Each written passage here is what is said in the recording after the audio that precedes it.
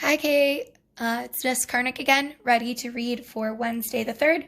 I'm reading pages 37 through 55. Enjoy. Wild. Once I asked Bob why he didn't want a home. Humans, I'd noticed, seemed to be irrationally fond of dogs, and I could see why a puppy would be easier to cuddle with than, say, a gorilla. Everywhere is my home, Bob answered. I'm a wild beast, my friend, untamed and undaunted. I told Bob he could work in the shows like Snickers, the poodle who read Stella. Bob said Snickers sleeps on a pink pillow in Mac's office. He said she eats foul-smelling meat from a can.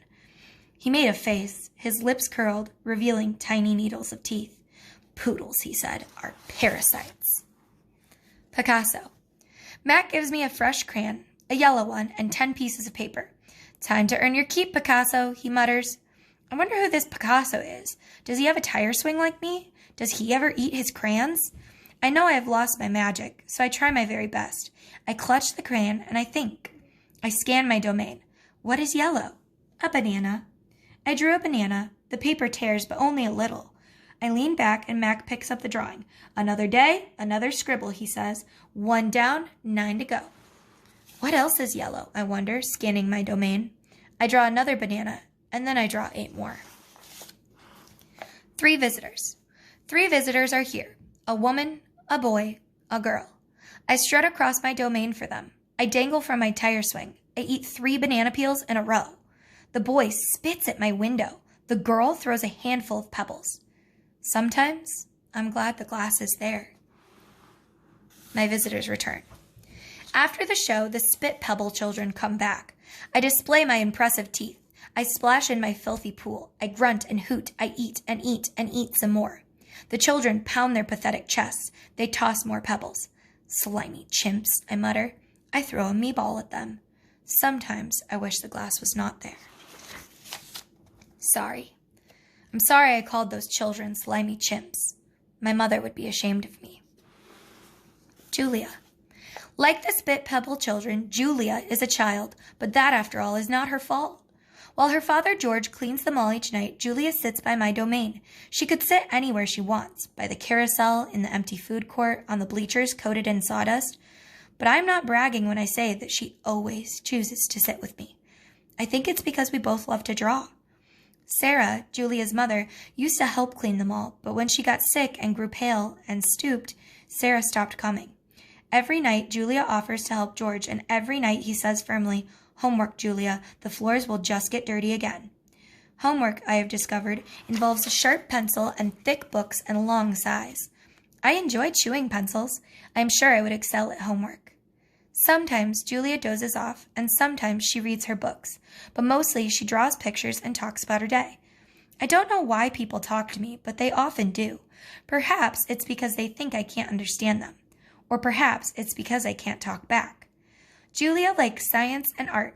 She doesn't like Lila Burpee, who teases her because her clothes are old, and she does like Deshaun Williams, who teases her too, but in a nice way, and she would like to be a famous artist when she grows up. Sometimes Julia draws me. I am an elegant fellow in her pictures, with my silverback gleaming like moon on moss. I never look angry the way I do on the fading billboard by the highway. I always look a bit sad, though. Drawing Bob. I love Julia's pictures of Bob. She draws him flying across the page, a blur of feet and fur. She draws him motionless, peeking out from behind a trash can or the soft hill of my belly. Sometimes in her drawings, Julia gives Bob wings or a lion's mane. Once, she gave him a tortoise shell. But the best thing she ever gave him wasn't a drawing. Julia gave Bob his name. For a long time, no one knew what to call Bob. Now and then, a mall worker would try to approach him with a tidbit. Here, Doggy, they'd call, holding out a french fry. Come on, Pooch, they'd say. How about a nice little piece of sandwich? But he would always vanish into the shadows before anyone could get too close. One afternoon, Julia decided to draw the little dog curled up in the corner of my domain. First, she watched him for a long time, chewing on her thumbnail. I could tell she was looking at him the way that an artist looks at the world when she's trying to understand it. Finally, she grabbed her pencil and set to work. When she was finished, she held up the page. There he was, the tiny, big-eared dog. He was smart and cunning, but his gaze was wistful. Under the picture were 3 bold, confident marks circled in black. I was pretty certain it was a word, even though I couldn't read it. Julia's father peered over her shoulder. That's him exactly, he said, nodding. He pointed to the circle marks. I didn't realize his name was Bob, he said. Me either, said Julia. She smiled. I had to draw him first. Bob and Julia. Bob will not let humans touch him. He says their scent upsets his digestion. But every now and then, I see him sitting at Julia's feet.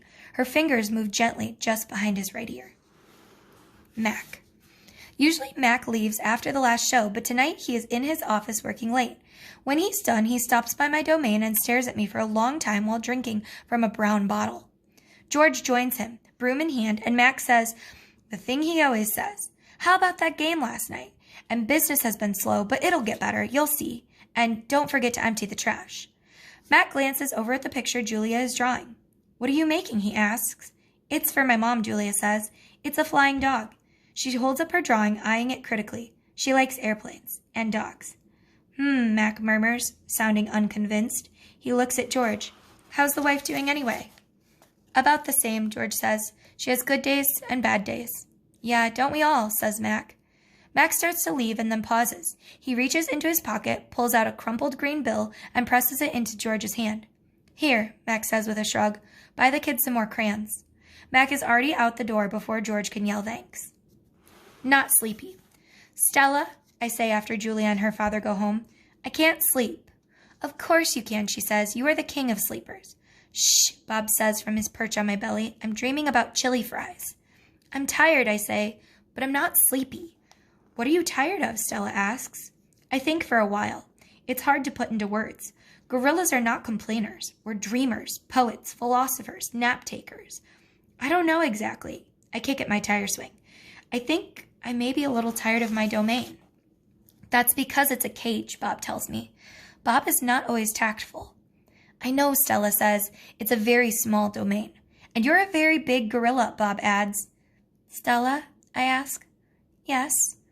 I noticed you were limping more than usual today. Is your leg bothering you? Just a little, Stella answers. I sigh.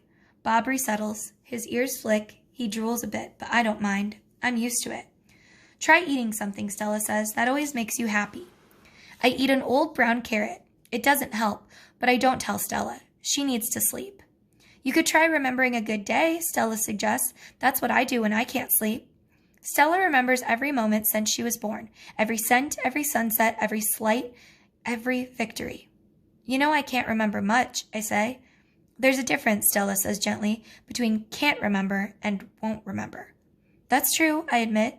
Not remembering can be difficult, but I've had a lot of time to work on it. Memories are precious, Stella adds. They help us tell who we are.